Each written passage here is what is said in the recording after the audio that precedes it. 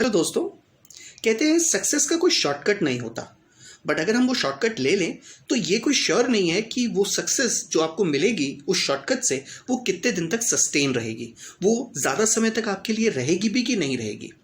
आज जो केस हम लेकर के आए हैं वो है सत्यम केस लॉ। हम इसमें आपको बताएंगे कि आखिर सत्यम के केस में ऐसा क्या हुआ था जिस वजह से बहुत ज़्यादा ब्लंडर्स हुए थे, जिस वजह से सत्यम डूब गई थी।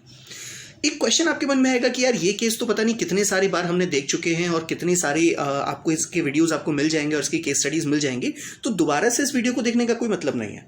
लेकिन मैं आपको बताना चाहता हूं कि जो ये वीडियो मैं आपके लिए बना के लेके आया हूं ये कोई नॉर्मल वीडियो की तरह नहीं मैं आपको बताने वाला हूं। मैं आपको कुछ बारीकियां सिखाने और समझाने वाला हूं, प्लस मैं कुछ ऐसी भी बातें आपको बताऊंगा कि जो आज की डेट में रिलायंस इसको फॉलो कर रही है, लेकिन सत्यम और रिलायंस में भी बहुत बड़ा डिफरेंस है, वो भी मैं आपको आगे चल करके दिखाऊंगा और समझाऊंगा।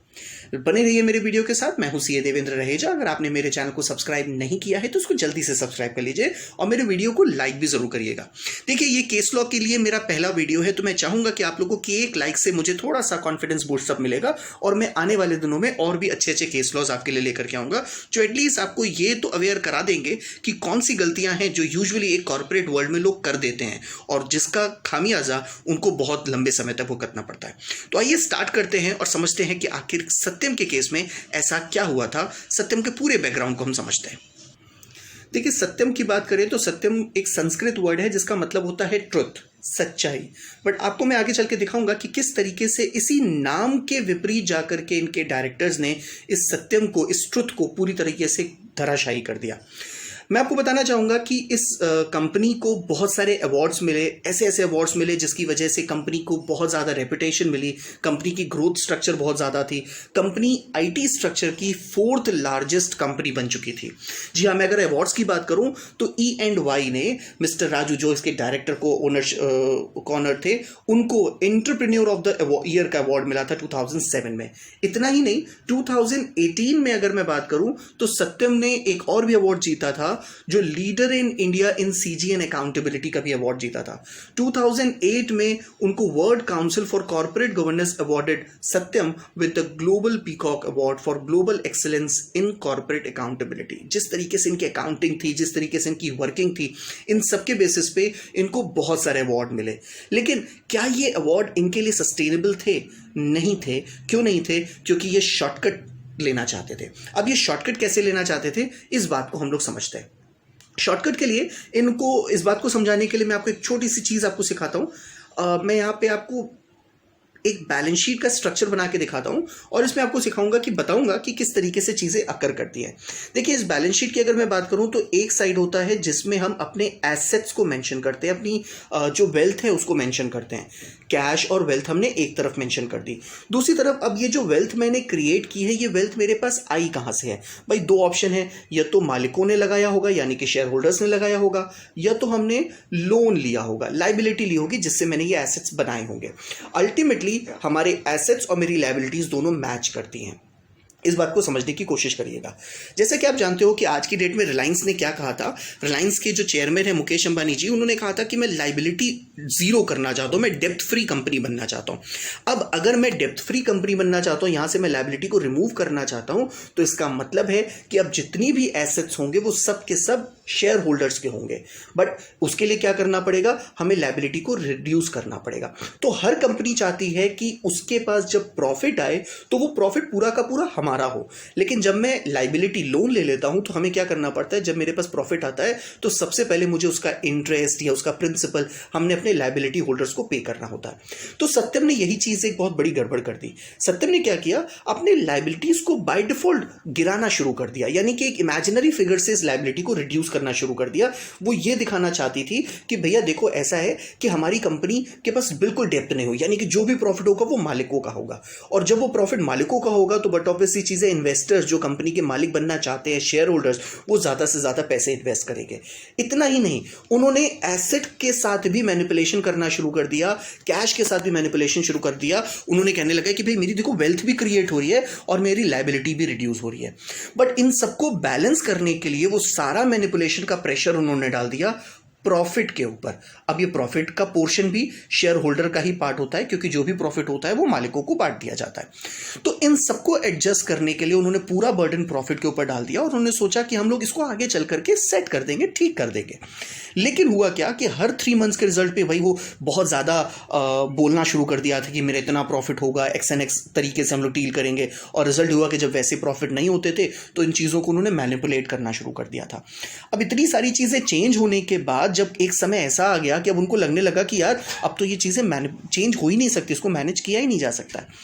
फिर अल्टीमेटली एट लास्ट उनको ये चीज़ माननी पड़ गई कि उनसे ये गलती हुई है और इस गलती की वजह से हमारी कंपनी जो सत्यम कंपनी थी वो पूरी तरह से डूब चुकी थी। उनको ये बात माननी पड़ गई कि उन्होंने एसेट्स के साथ मैनिपुलेशन किया, उनको ये मानना पड़ गया कि उन्होंने प्रॉफिट के साथ मैनिपुलेशन किया है, जिसका रिजल्ट ये था कि सत्यम को डुबा दिया गया, सत्यम पूरी तरह से डूब चुकी थी। मैंने स्क्रीन पे वो फिगर्स भी दे रखी हैं कि किस तरीके से इन्होंने मैनिपुलेशन किया था। आप सोचिए कि जिनके पास कैश था 321 रुपीज़ का, उसको उन्होंने उठा करके 5361 कर दिया था। इन करोड़ की मैं फिगर्स की बात कर रहा हूँ। तो 321 करोड़ का अगर इनके पास कैश था, इन्होंने उठा करके मतलब मैनिपुलेट किया भी तो कितना किया, कई गुना ज़्यादा कर दिया। 5361 का कैश दिखा दिया। जो उनके पास इंटरेस्ट की लायबिलिटी होती थी, वो इंटरेस्ट जो मुझे मिलने वाला होता था वो जीरो होता था, पर उन्होंने कहा नहीं, मेरे को तो 376.5 करोड़ रुपीज़ अभी मिलना बाकी है, मुझे लोगों से उसके पैसे लेना बाकी है। लायबिलिटीज़ को, जितनी सारी लायबिलिटीज़ उसको उठा करके इन्होंने जीरो करना शुरू कर दिया, नन दिखा दिया कि भैया मेरे पास कोई लायबिलिटी नहीं है। और रिजल्ट ये, और डेटर्स की मैं बात करूं कि इनको मार्केट से 2161 करोड़ रुपीज़ मार्केट से लेने थे, पर उसको भी मैनिपुलेट कर दिया कि नहीं, मुझे 2651 करोड़ रुपीस मार्केट से लेने हैं। रेवेन्यू के साथ भी चेंजेस करना शुरू कर दिया, प्रॉफिट के साथ भी चेंजेस करना शुरू कर दिया। इतना ज्यादा मैनिपुलेशन हो गया कि भैया अब ये चीजें कंट्रोल हो ही नहीं सकती, क्योंकि आपने एक बार गलती नहीं की, आपने हर क्वार्टर में गलती की, हर तिमाही में जब आपने गलती की तो आपको तो याद ही नहीं है कि आपने गलती क्या क्या की है। इसका कोई रिकॉर्ड थोड़ी ना है, क्योंकि हर एक चीज का किसी न किसी दूसरी चीज के साथ कनेक्टिविटी होती है। अब आपने जिस चीज की मैनिपुलेशन किया है उसकी कनेक्टिविटी किसी दूसरी चीज के साथ थी, तो आपको तो उसका इफेक्ट तो आपने ध्यान ही नहीं दिया, और रिजल्ट ये होगा कि सब कुछ मेस हो गया, सब कुछ इतना बिखर गया कि अब उनके लिए चीजें कंट्रोल कर पाना बड़ा ही मुश्किल था। फिर एक क्वेश्चन आता है कि अगर ये चीजें हो रही थी तो उस कंपनी के ऑडिटर्स क्या कर रहे थे? जिस टाइम पे ये फ्रॉड चल रहा था उस टाइम पे जो ऑडिटर थे वो थे PwC। मैं इनके बारे में बताना चाहूँगा आपको कि ये वर्ल्ड लेवल की ऑर्गेनाइजेशन है, बिग 4 अकाउंटिंग फर्म है, कंसल्टेंसी फर्म है, उनमें से ये सेकंड नंबर पे आती है PwC। ये पिछले 9 सालों से, यानी कि 2000 से 2009 में ये फ्रॉड रिवील हुआ था, 2009 तक इनके साथ ये लगे रहे और इनको पता ही नहीं चला कि फ्रॉड हो रहा है। ये चीज़ थोड़ी सी समझने वाली नहीं है। इनको पता ही नहीं था भाई, जो आप रेगुलर अकाउंट से टच करते हो, इनकी बैलेंस शीट को रिव्यू कर रहे हो, आपको पता ही नहीं चला।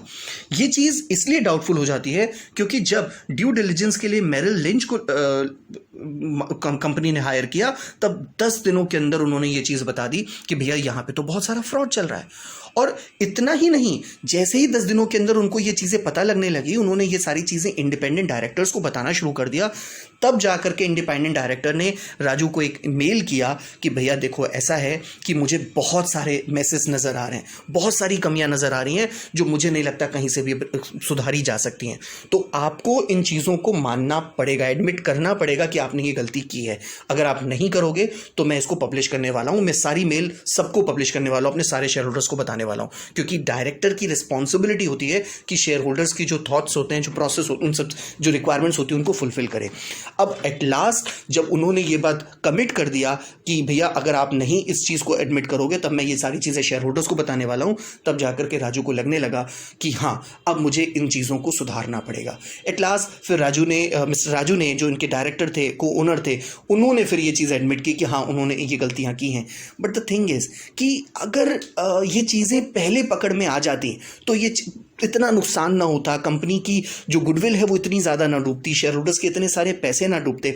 बट द पॉइंट इज कि जब हम शॉर्टकट ढूंढना शुरू कर देते हैं तो हमें सक्सेस तो मिल जाती है, पर मैंने कहा ना कि सक्सेस कितने दिन तक रहेगी आपके पास, ये आप नहीं पहचान सकते। दोस्तों हमेशा कोशिश करिए कि आपका बिजनेस बहुत अच्छी तरीके से ग्रो करे, धीरे धीरे ही ग्रो करे, पर ऐसी तरीके से ग्रो करे कि वो प्रॉब्लम ना क्रिएट करे। जैसा मैंने आपको बताया था कि मैं इस केस लॉ से रिलायंस के केस लॉ को थोड़ा सा कनेक्ट करने की कोशिश करूंगा, तो मैं उसके बारे में आपको बताता हूं।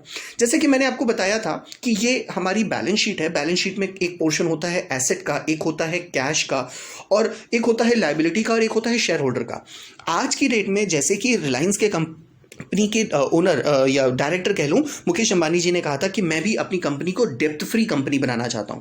तो क्या वो भी कुछ फ्रॉड करने की कोशिश कर रहे हैं? मैं ऐसा बिल्कुल नहीं कहूंगा। इसलिए नहीं कहूंगा क्योंकि अगर आप ध्यान से देखो तो अगर पीछे के रिकॉर्ड्स आप उठा के देख लो 3 महीने 6 महीने के, तो वो इस लायबिलिटी को रिमूव करने के लिए अपने शेयर होल्डर्स को इंक्रीज करना शुरू कर रहे हैं। यानी कि वो इन्वेस्टर्स ढूंढ रहे हैं जो हमारी कंपनी के शेयर होल्डर बन जाएं। तो जब वो शेयर होल्डर बन जाएंगे, जब लोग हमको एज अ कैपिटल पैसा देंगे, उस कैपिटल से हम लायबिलिटी की पेमेंट कर देंगे और हमारी डेप्थ फ्री कंपनी बन जाएगी।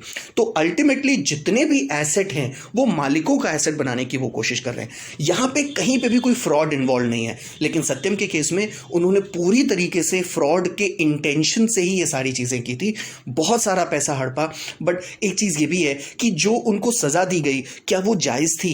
मुझे नहीं लगता कि वो जायज थी। उससे ज्यादा मिलनी चाहिए थी, उससे ज्यादा उनके ऊपर पेनाल्टी होनी चाहिए थी। बट ठीक है, जो भी हमारा जुडिशरी सिस्टम है उसके अगेंस्ट हम कोई बात नहीं करेंगे। लेकिन फिर भी अगर मेरा वीडियो आपको अच्छा लगा हो तो प्लीज इसको लाइक जरूर करिएगा। जैसे मैंने कहा कि ये मेरे केस लॉ का पहला वीडियो है, तो प्लीज इसको ज्यादा से ज्यादा लाइक करिएगा, जिससे थोड़ा सा मोटिवेशन मुझे मिले कि आने वाले टाइम पे मैं कुछ और भी केस लॉज आपके लिए लेकर के आऊं। Thank you for watching this video. Have a nice day.